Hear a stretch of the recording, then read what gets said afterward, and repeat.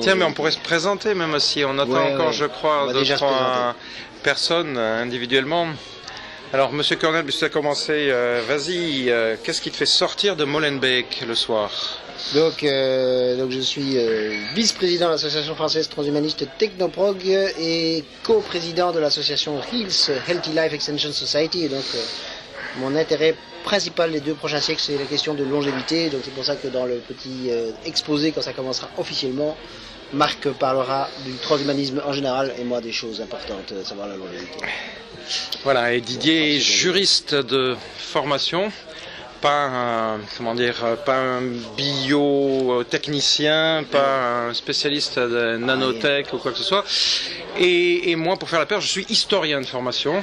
Donc vous voyez qu'on peut arriver au transhumanisme par n'importe quel biais. On peut maintenant? Qu'est-ce que tu dis, Arnaud? On occupe. On y va? Ok. Allez, c'est parti. Bon, moi je suis Marc Roux, je suis président de l'association française transhumaniste. Par ailleurs, je suis chercheur affilié à un institut américain qui s'appelle Institute for Ethics and Emerging Technologies, donc IEET, Institut pour l'éthique et les technologies émergentes. Donc voilà, ça a surtout pour effet de donner une vue transversale, surtout dans ce dont nous essayons de parler. Je vais vous dire rapidement 2 choses. D'une part sur le transhumanisme en général, parce que nous ne savons pas si vous venez chercher ce soir des informations sur vraiment le mouvement dans son ensemble, le mouvement de pensée, le mouvement tel qu'il essaie de se structurer, ou si vous êtes davantage intéressé parce que nous représentons davantage, c'est-à-dire l'association française transhumaniste. Alors on va essayer de faire un petit peu des 2, on va faire court, comme ça on pourra vous donner la parole rapidement, parce que l'idée ce soir, c'est vraiment d'avoir un échange le plus libre, le plus direct possible. On disait que vous puissiez poser toutes les questions que vous avez toujours voulu savoir sur le transhumanisme, sans oser peut-être le demander jusqu'à aujourd'hui, je sais pas.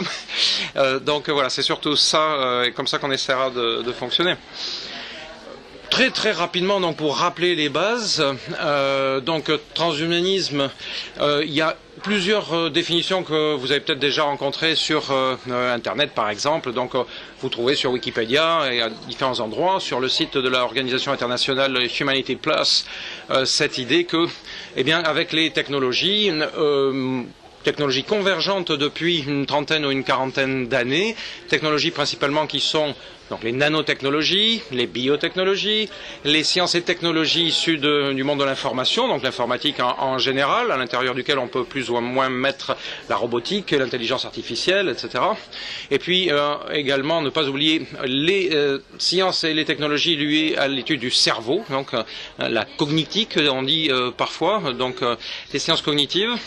Donc cet ensemble de champs scientifiques convergent, vont les unes vers les autres depuis plusieurs décennies et permettent l'émergence d'outils, de techniques complètement nouvelles qui bouleversent l'ensemble de notre société, qui bouleversent l'économie, qui bouleversent déjà la structure sociale et puis encore plus que ça, qui bouleversent sans doute le regard que nous portons sur l'humain. Donc c'est pas juste une nouvelle révolution industrielle ou technique, il semble que ce soit beaucoup plus profond que cela. Et à partir de ces sciences et techniques, eh bien, le transhumanisme, la pensée transhumaniste, invite à penser qu'on pourrait dépasser, déborder tout un ensemble de limites qui nous paraissaient quasiment données jusqu'à aujourd'hui. Et ces limites, ce sont les limites de l'humain. La première d'entre elles, c'est peut-être l'horizon, je dis, de notre mort. Et je dis l'horizon, parce que l'horizon, c'est une ligne, vous savez, c'est la ligne pour laquelle il suffit de faire un pas, pour la faire reculer d'un pas. Vous avez repoussé la ligne, l'horizon n'a pas disparu. Il a reculé d'un pas. Vous savez que vous pouvez en faire encore d'autres. C'est quelque chose que vous avez devant vous et c'est une perspective. Ça ne fait jamais disparaître l'horizon. Mais c'est quand même une ligne qu'on peut faire bouger. Donc, d'une manière plus concrète, évidemment, pour le transhumanisme, ça veut dire l'hypothèse de pouvoir allonger radicalement notre durée de vie en bonne santé. S'il s'agit de vivre éternellement grabataire, ça se discute, l'intérêt. Donc en bonne santé, mais ça va encore au-delà. Ça peut être éventuellement en pleine jeunesse. Ça sous-entend la possibilité qu'on commence à percevoir de décrypter le processus du vieillissement et donc éventuellement de le contrôler. Je ne m'avance pas, Didier Cornel nous en dira davantage. Donc ça c'est une des premières limites. Les autres limites, ça peut être la limite entre le vivant et l'inerte. Le robot il est inerte et le transhumanisme se pose la question de est-ce qu'on ne commence pas bien de manière concrète à pouvoir aller vers une forme de mariage entre l'inerte et le vivant, à aller par exemple vers la perspective du cyborg, organisme cybernétique qui peut mélanger à la fois l'organique vivant et puis des éléments qui viennent de l'inerte, donc la cybernétique. Les limites, ça peut être la différence entre l'humain et l'animal. Un certain nombre de transhumanistes réfléchissent de plus en plus au fait que la science aujourd'hui nous fait nous rendre compte que, par exemple, la conscience n'est pas du simple ressort de l'humain et qu'il y a tout un ensemble d'animaux qui sont dotés de degrés de conscience divers. Est-ce qu'on va continuer à mettre des frontières infranchissables entre l'humain et l'animal? Est-ce qu'on ne peut pas envisager d'aller au-delà? Si on envisage ce qu'on appelle en anglo-saxon enhancement, qui se traduit littéralement plutôt par élévation, et pas bien par augmentation ou par amélioration.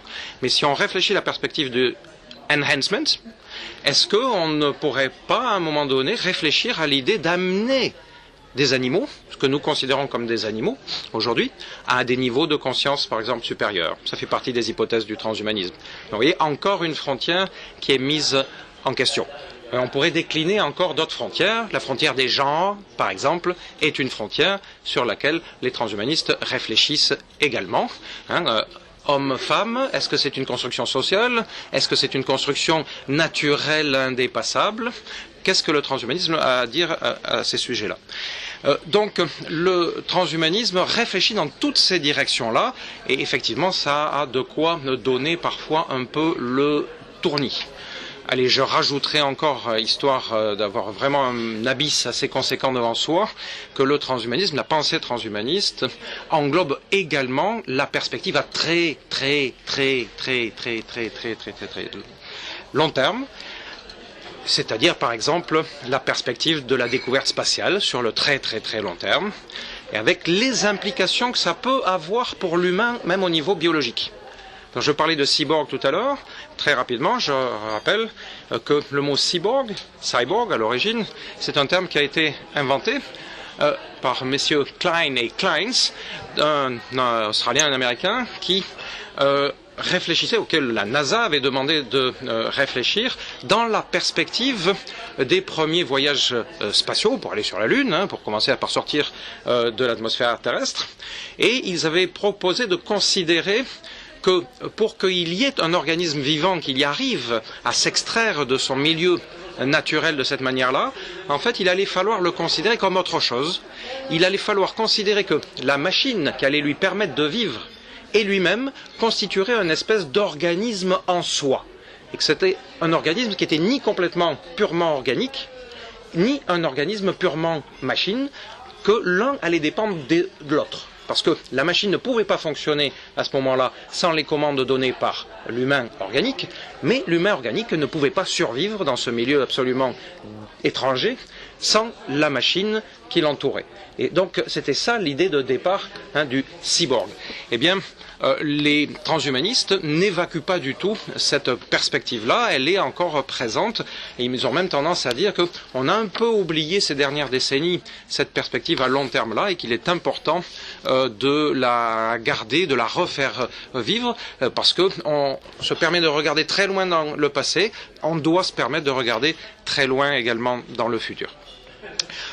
Je rajoute une dernière chose qui pour moi est essentielle pour définir, essayer de comprendre le transhumanisme, et qui est une définition un peu alternative, si vous voulez. J'insiste pour dire que, d'un certain point de vue, transhumaniste ou au moins transhumain, les humains le sont depuis toujours. L'humain est fondamentalement trans. Il est en perpétuelle évolution, ça, ok, on le sait si on veut d'un point de vue darwiniste, mais en plus de ça, les paléoanthropologues nous montrent bien et nous disent très clairement que depuis les débuts de l'hominisation, il évolue aussi par sa propre technique. On ne serait pas les mêmes aujourd'hui sans cette technique extraordinaire, Didier m'avait fait remarquer longtemps, qu'on appelle des vêtements. Et oui, on a perdu une bonne partie de notre pilosité, l'essentiel, parce que sur des centaines de milliers d'années, eh bien, on n'a plus besoin de notre pelisse ancestrale. Encore plus ancien, on a modifié notre mâchoire et probablement une bonne partie de notre cerveau parce qu'on s'est mis à cuire les aliments. L'humain est le seul animal sur la planète qui consomme une alimentation cuite de manière régulière. Et il semble que ça ait joué un rôle tout à fait important donc dans la libération de la place pour le volume pour le cerveau et la capacité donc de développer notre cortex frontal qui fait qu'ensuite on a une capacité de conscience qui est quand même un peu différente. C'est la technique qui a joué un effet de cet ordre-là.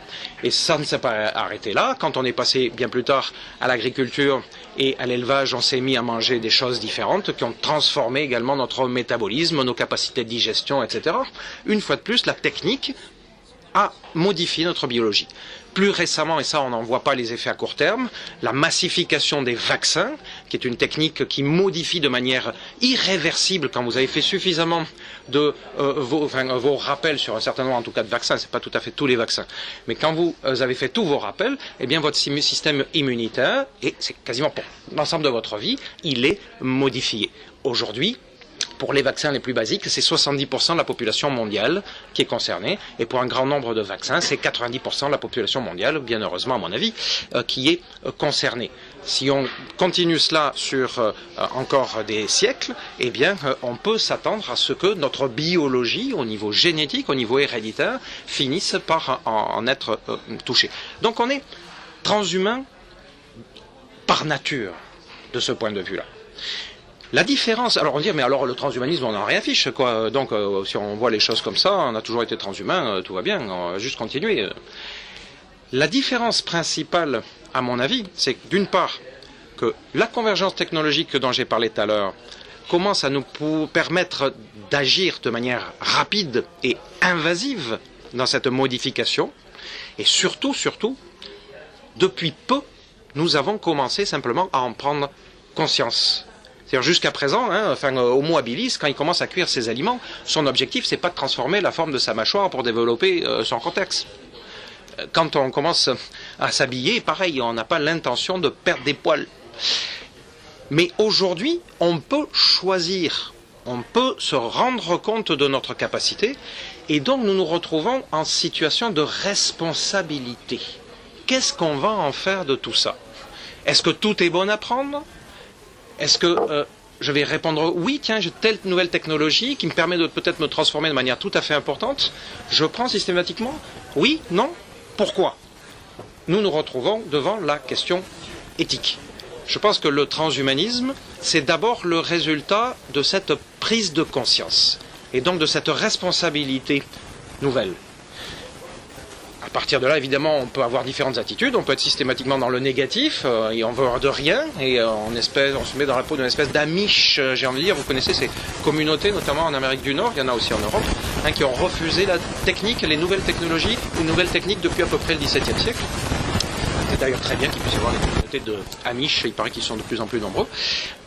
Ou bien, au contraire, est-ce qu'on réfléchit à ce qui, chaque fois, peut être positif, on essaie de faire le tri, de se débarrasser des usages les plus négatifs et de prendre ou de développer ce qui nous paraît individuellement et collectivement le meilleur. Il me reste 2 minutes à peu près pour vous dire comment est-ce que tout ça peut se traduire, comment nous essayons de le traduire dans le cadre plus immédiat de l'association française. Alors j'ai pas le temps, mais j'irai très très vite pour dire que, vous avez peut-être appris que le transhumanisme, c'est un mouvement qui est très divers. Il est transversal en fait à nos sociétés, il est transversal par rapport à la pensée politique par exemple. C'est-à-dire que vous avez des transhumanistes de droite, de gauche, d'extrême droite, d'extrême gauche, du milieu, du haut, du bas. Vous avez toutes les interprétations que vous voulez. Le transhumanisme tel qu'il s'est pour l'instant affirmé en France, il s'est développé surtout dans une direction qui le distingue pas mal d'une certaine partie du transhumanisme anglo-saxon. Vous savez sans doute que la pensée transhumanisme s'est développée d'abord dans le monde anglo-saxon, plus particulièrement dans la Californie de la fin des années 70, début des années 80, dans un milieu, on peut dire, libéral-libertaire, si vous voulez. La version qui est interprétée par certaines personnes sur la côte est des États-Unis, par exemple, et encore peut-être plus en France, elle amène au contraire mettre d'autres choses sur la table. Le transhumanisme des premières heures, si vous voulez, semblait assez peu intéressé par la question sociale, assez peu concerné par les problèmes environnementaux et pas très concerné non plus par la question sanitaire. Qui avait une attitude qui nous paraît, nous, aujourd'hui, assez scientiste au sens français du terme, c'est-à-dire science will find a solution, il n'y a pas de problème, on peut faire tout ce qu'on veut, expérimenter tout ce qu'on veut, faire toutes les catastrophes, on trouvera des solutions techniques ultérieures pour régler tout ça. En France, on est beaucoup plus attentif à ces trois aspects, donc ça veut dire attentif à la question des risques. C'est bien beau d'avoir tous ces nouveaux outils sous la main, mais il y a quantité d'outils qui, quand ils sont développés trop rapidement, ensuite ont des effets qui sont eux aussi irréversibles. Et si on ne prend pas la peine minimum de réfléchir, de tester, de vérifier de manière importante, eh bien ensuite les catastrophes, c'est trop tard. Résultat des courses, nous pensons qu'il est absolument nécessaire que tous les principaux acteurs de ce développement du développement technologique, notamment sachant que les principaux acteurs du transhumanisme, je veux dire, ceux qui font le transhumanisme concret, réel, aujourd'hui, ce sont notamment les grandes entreprises de la Silicon Valley, ou américaines. Bon, vous connaissez l'expression GAFA, Google, Amazon, Facebook, Apple, on peut rajouter Microsoft, IBM, sans oublier les Chinois maintenant, Alibaba, Baidu, etc. Qu'est-ce qui les encadre? Qu'est-ce qui font que les choix peuvent être les nôtres? Ou est-ce que c'est juste les leurs? Il nous semble que le politique, pour pas dire, plutôt je le dis, la puissance publique doit impérativement reprendre, tant que faire se peut, la main sur ce type de développement-là, parce que si après-demain, le transhumanisme auquel nous aurons droit, ou les transhumanismes entre lesquels nous aurons le choix en Europe, ce sera entre le transhumanisme mouture Google ou le transhumanisme à la mode chinoise, je ne sais pas si on s'y retrouvera beaucoup dans ce choix-là. Donc il nous semble absolument impératif de reprendre la main de manière à pouvoir effectuer un véritable choix. Je parlais de responsabilité. On peut se sentir responsable si on n'a pas la possibilité du choix derrière. Eh bien, en fait, on est en situation d'irresponsabilité, de fait. Donc, face à tout ce questionnement, il y a un certain nombre de personnes qui ont commencé à se rassembler et à se dire, voilà, il faut à tout prix que toutes ces questions soient mises sur la table, soient mises sur la place publique, soient débattues. Il est impératif que tout le monde puisse prendre part à ces réflexions. Ce n'est pas seulement une question de choix comme ça, je l'ai déjà dit tout à l'heure. Ce dont il est question, c'est vraiment de ce que nous voulons faire de l'humain. On ne peut pas évacuer ce débat-là. Voilà, je m'arrête, je passe la parole à Didier Cornel pour un focus donc plus spécifique sur la question de la longévité radicale. Je vais vous parler donc uniquement de la longévité et comme Marc l'a déjà dit, on utilise relativement souvent le terme immortalité. Alors le terme immortalité n'est pas correct. On utilise aussi parfois le terme immortalité biologique pour désigner ce dont il est question aujourd'hui. Et moi je préfère utiliser le terme amortalité. Donc c'est une vie en bonne santé pour ceux et celles qui le souhaitent, sans limitation de durée, et ceci en diminuant considérablement, voire en mettant fin au processus de sénescence, à tout ce qui est le vieillissement. Alors là, je vais commencer par une petite moitié on va dire, de scientifique, et puis une petite moitié de pourquoi. La petite moitié de scientifique. Pourquoi d'abord est-ce que c'est possible? Alors, en France, aujourd'hui, 90% des décès environ sont des décès liés au vieillissement. Ça nous paraît quelque chose de tout à fait, disons, naturel, mais c'est un phénomène tout à fait récent en réalité dans l'histoire. Dans le monde, jusqu'à à peine 30 ans, et en Europe, jusqu'à moins d'un siècle, la majorité des gens n'atteignaient pas l'âge du vieillissement. Aujourd'hui, nous avons mis fin à tout ce qui... Enfin, nous avons mis fin à l'essentiel des causes de mortalité, sauf les causes liées au vieillissement. Et donc ça nous apparaît comme impossible alors qu'on s'est débarrassé de tout le reste qui, durant toute l'histoire de l'humanité, apparaissait aussi comme des choses inscrites dans les astres. Donc nous ne mourrons plus de faim, nous ne mourrons plus de maladies infectieuses ou très peu. Les enfants, durant toute l'histoire de l'humanité, sauf les 2 derniers siècles, la majorité, ou en tout cas 40% au moins des enfants mouraient en bas âge. Et on est aujourd'hui dans une situation dans laquelle presque plus d'enfants. Les enfants, alors que c'est l'être le plus fragile que l'on puisse, l'être humain le plus fragile que l'on puisse imaginer à la naissance, les enfants ne meurent quasiment plus. Et contrairement à ce qu'on pense parfois, la mortalité infantile, elle continue encore à diminuer aujourd'hui. Parfois on dit, ah oui, avec la pollution, etc., l'avenir est négatif. Ça n'est pas exact, enfin, ça n'est pas exact, en tout cas, les signes aujourd'hui ne sont pas là. Pourquoi est-ce possible? Aussi parce qu'en fait, tous les êtres vivants ne vieillissent pas. Il y a des espèces végétales, dont des arbres, qui peuvent vivre pendant des millénaires. Par contre, toutes les espèces animales, ou quasiment toutes les espèces animales, à un moment, même dans un environnement idéal, elles finissent par mourir de vieillissement, elles finissent par mourir de sénescence.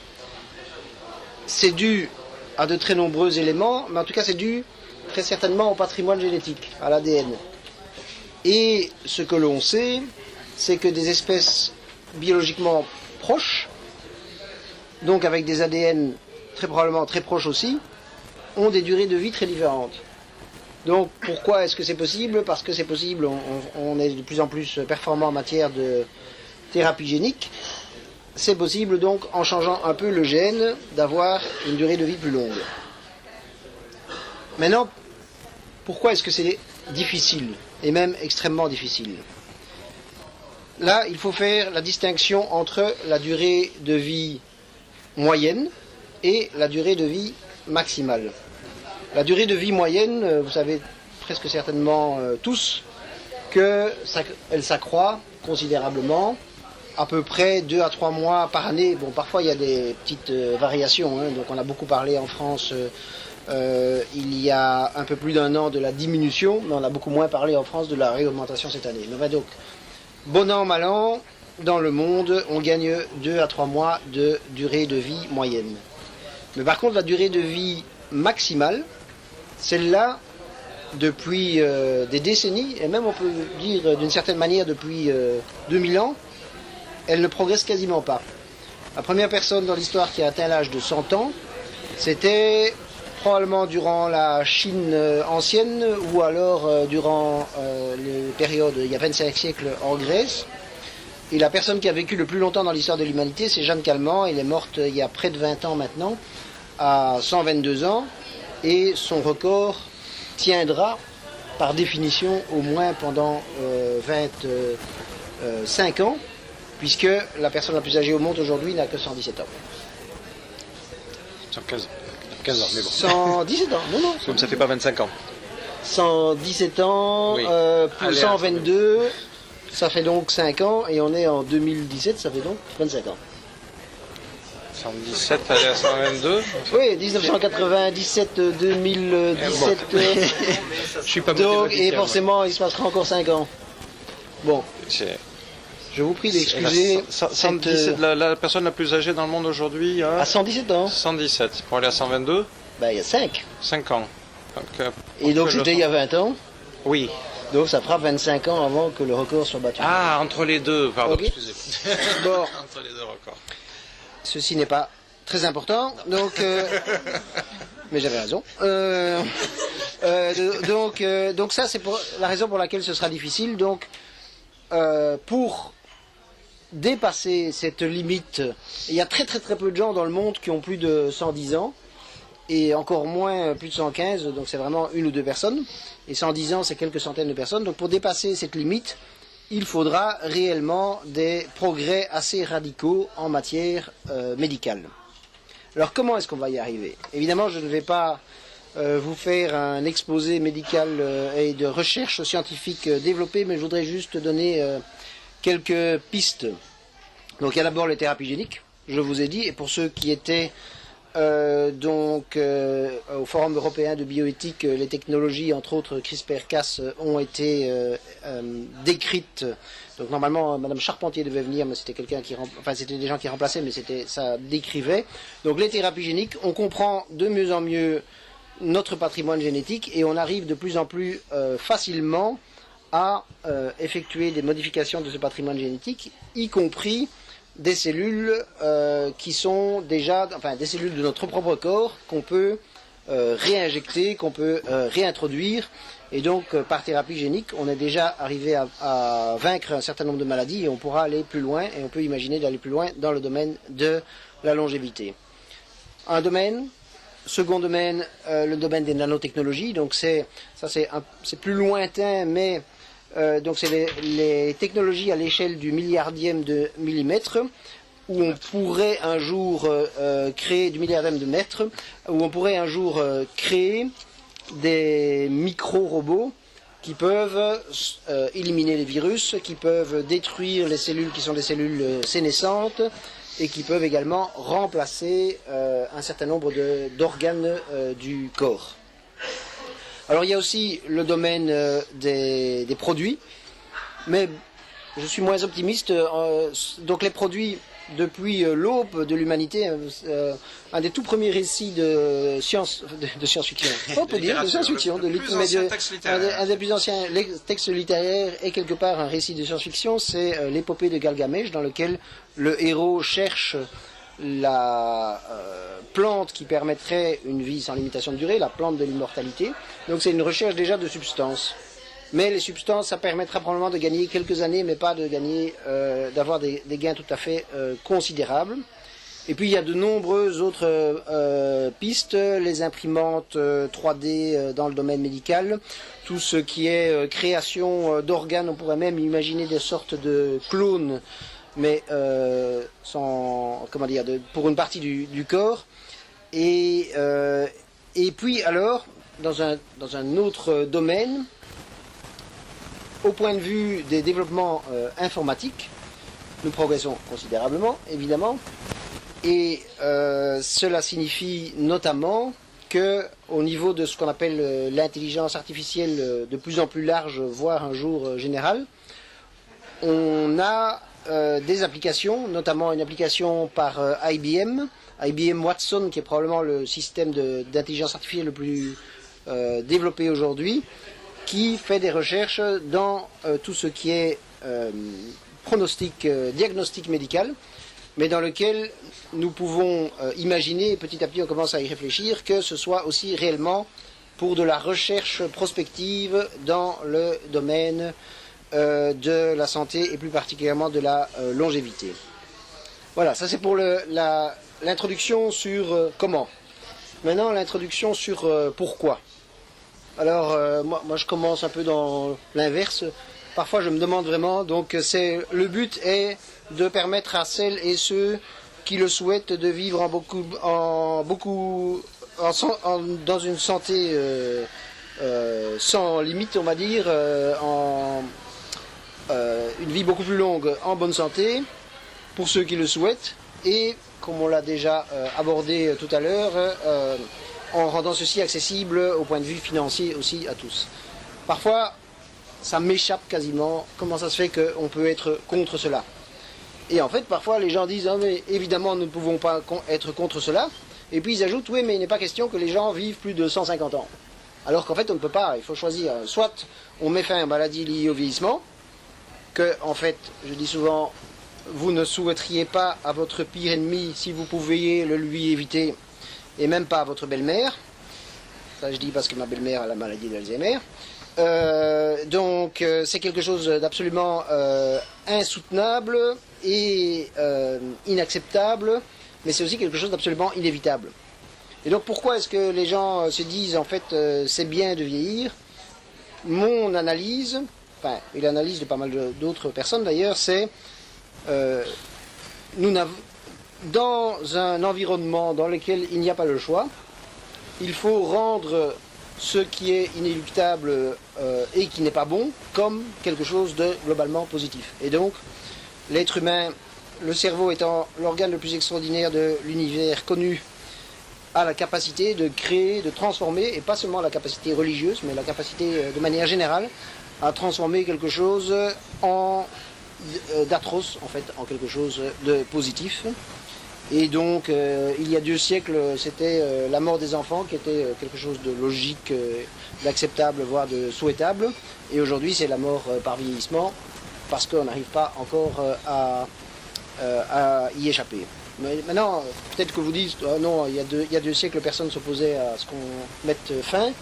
Mais donc, il y a 2 siècles, notamment, un peu moins de 2 siècles, vous aviez Malthus, qui expliquait que si jamais on progressait trop, en fait, on n'y arriverait jamais parce que les gens mourraient de faim et donc c'était pas possible d'avoir une amélioration réellement des conditions économiques et une diminution de la mortalité et ces choses. Alors qu'en fait, nous sommes aujourd'hui, par rapport à Malthus, 6 ou 7 fois, je pense que c'était 1 milliard d'habitants au temps de Malthus, plus nombreux, qu'il n'y a jamais eu par habitant autant de calories disponibles, et évidemment encore plus de manière absolue, que nous n'avons jamais vécu aussi longtemps, etc. Donc maintenant, un peu plus par rapport au pourquoi. Quand les femmes et les hommes vivent beaucoup plus longtemps, ils ont tendance à être plus prudents vis-à-vis de leur environnement. Et donc un environnement, un corps durable se conçoit mieux dans un environnement durable, et donc il y a des précautions par rapport à tout ce qui est le cadre de vie qui sont beaucoup plus importantes. De manière un peu, on va dire, anti-intuitive, c'est très bon par rapport à la question de la surpopulation. En fait, ce sont des pays dans lesquels les gens vivent le plus longtemps, dans lesquels il y a le moins de problèmes de surpopulation. Donc les problèmes de croissance démographique non gérables, ça ne se passe pas au Japon ou en France, mais ça se passe dans les pays d'Afrique subsaharienne. Peut-être pour moi est le plus important. Donc aujourd'hui, quand quelqu'un meurt, comme on dit en néerlandais, et peut-être ça ne doit pas être tellement différent en allemand, Uitstel is geen afstel, ce qui signifie remettre à plus tard, ça n'est pas supprimer. Quand quelqu'un meurt aujourd'hui, ben, finalement, c'est jamais que s'avancer par rapport à quelque chose qui va se passer dans maximum donc 122 ans et 150 jours, à peu près. Si demain nous arrivons à mettre fin aux maladies liées au vieillissement, la vie deviendra quelque chose de... La vie humaine deviendra quelque chose d'infiniment plus précieux. Et une des conséquences positives dans un monde dans lequel les progrès technologiques rendent la capacité à se massacrer les uns les autres de plus en plus facile, ça compensera cela. Évidemment, ça n'est pas suffisant comme pour limiter les risques que j'appelle moi qu'on appelle les risques existentiels, donc les risques de destruction de l'humanité, mais c'est quand même un pas pour moi tout à fait important.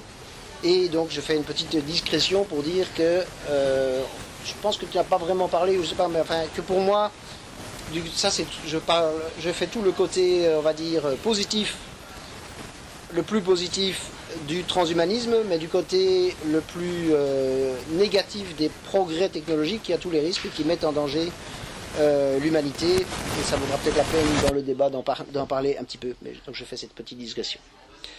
Donc une vie de plus en plus précieuse, plus d'attention à l'environnement, pas de surpopulation, au contraire.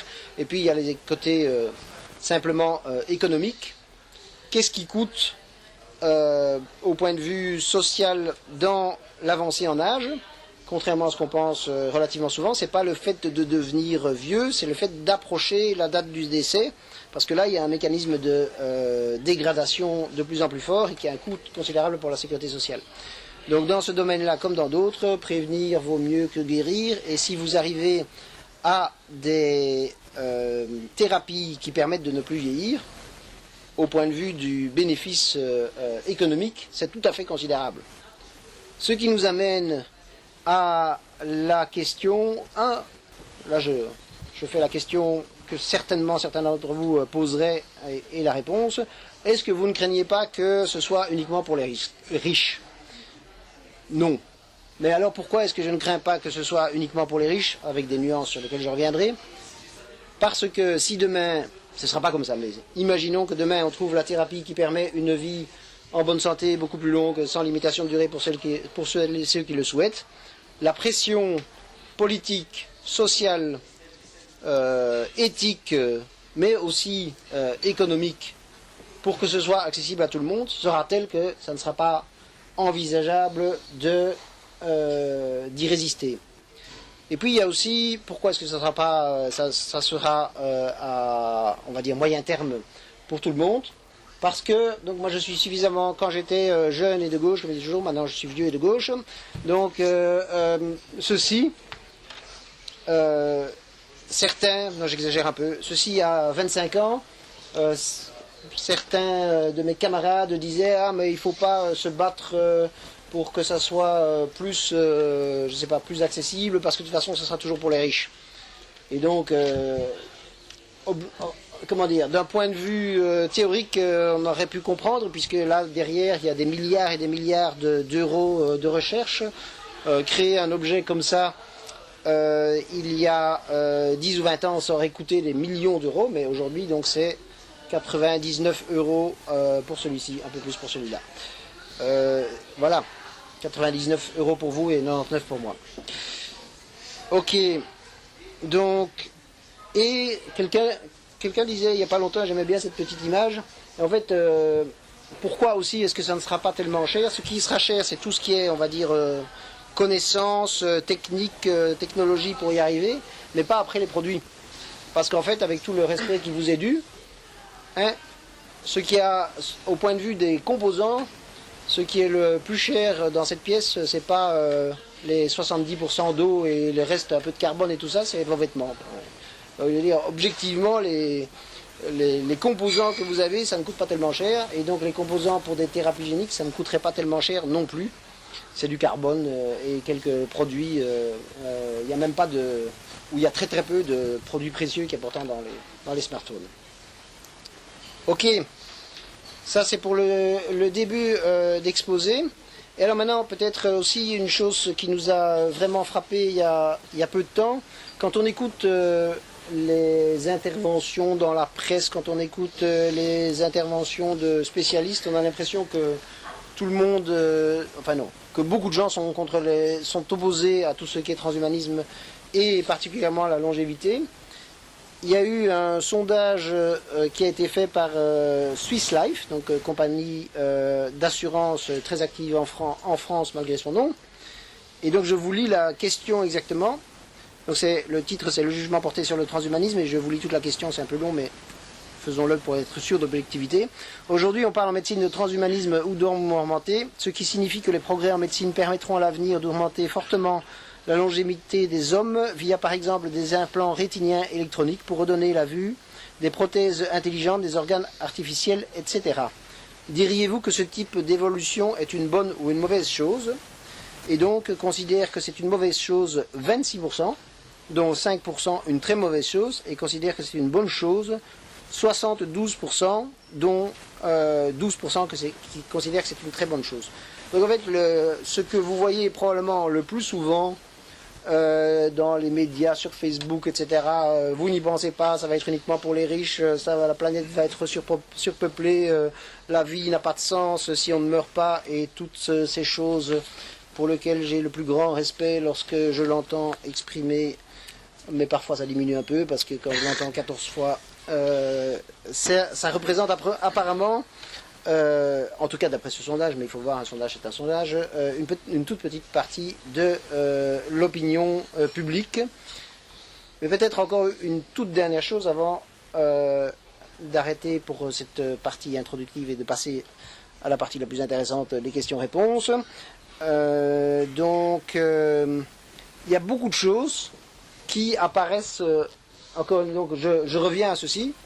Donc si on m'avait expliqué toujours quand j'étais jeune et de gauche, eh bien voilà, bientôt ou dans 20 ans, tu auras dans ta poche un instrument qui permettra à la police de te retrouver à peu près à n'importe quel endroit, qui mesurera le nombre de pas qui rendra à peu près obligatoire de répondre à n'importe quelle heure du jour et de la nuit à ton pire ennemi et même à ta belle-mère et à ta compagne, etc., etc., vous auriez dit, ah ben non, jamais, il n'en est pas question, c'est trop dangereux. Parce que c'est plus facile d'imaginer les aspects négatifs que les aspects positifs, et pourtant maintenant, tiens, peut-être un petit test, qui n'a pas de smartphone ici? Bon, dehors. 3, oui, ok. Et qui n'a pas d'adresse email ici? Ouf. Ok. Et ah oui, peut-être une toute dernière chose pour puisqu'il y a beaucoup de libristes, je voulais le dire dans l'exposé, mais je l'ajoute. Évidemment qu'une des questions pour la rapidité, donc j'ai dit que j'étais optimiste, mais évidemment, plus ce sont des recherches collectives avec des investissements publics, moins il y a de risques qu'il y ait une période intermédiaire pour laquelle ce soit accessible uniquement aux plus riches. Et donc ça signifie notamment pas, on va dire, pour faire simple, pas de droit d'auteur sur les questions liées à ces avancées médicales. Parce que sinon on aurait, je veux dire, globalement, la situation qu'on a eue pour les médicaments concernant le sida, où pendant une vingtaine d'années, petite vingtaine d'années, ça a quand même été, relativement cher, et donc une partie non négligeable de la population ici, mais et surtout importante dans les pays du Sud, n'avait pas accès à toutes les thérapies, et maintenant c'est quand même, enfin, dans les pays du Nord, à peu près accessible sans limitation. Dans les pays du Sud, ce n'est pas encore le cas, mais enfin, c'est quand même beaucoup mieux qu'auparavant. Voilà, je vous remercie pour votre attention, et je voudrais d'abord, avant de passer au temps de questions-réponses, remercier vraiment beaucoup Arnaud pour son travail de préparation de ceci, pour avoir rendu ceci possible, pour vous avoir amené ici par la force ou pas. Et maintenant, donc, nous passons au temps de questions-réponses. Et 24 minutes, c'est pas bien ça. Et donc nous passons au temps de questions-réponses qu'on vous propose du genre une grosse demi-heure, un petit 40 minutes. Et après ça, ceux qui le souhaitent peuvent manger, je crois que c'est ici en bas, Arnaud, c'est comme ça, peuvent manger ici en bas, et ceux qui le souhaitent peuvent évidemment continuer à nous poser des questions en mangeant ou en ne mangeant pas. On restera là nous aussi, donc on voilà. sera tout à fait on sera disponible entre deux coups de fourchette. Merci pour votre écoute. Est-ce que... Ouf, ça c'est accessoire. Non, bravo à vous d'être ici.